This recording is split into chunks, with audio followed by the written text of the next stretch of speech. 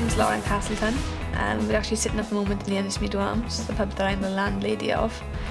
It's situated between Pontardawe and Ynysmeudwy, basically smack bang in the middle. My uncle bought the building and he was going to convert it to a nursing home. And it's obviously been a pub and it was closed for 2 years.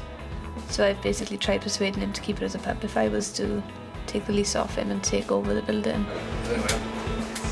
I've never done anything like this before, no bar work, nothing. I was working 9 till 5, a little bit longer than that, in a call centre. And I was just getting fed up of it, so I thought a change of plan was needed.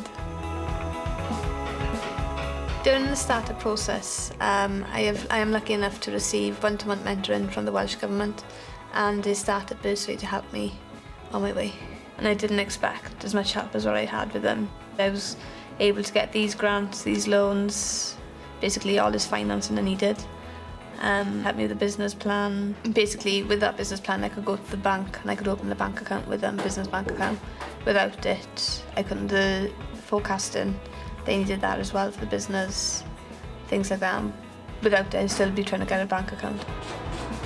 Cost of starting the business, it was quite large. It was more than expected. I've received a couple of grants.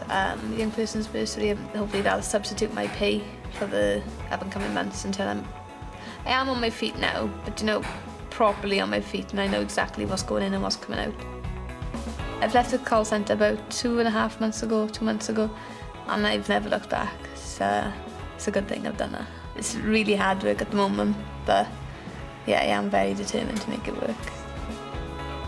My top tip would be go and seek out the help that the Welsh Government can provide you. They're brilliant and they can give you as much help as you need.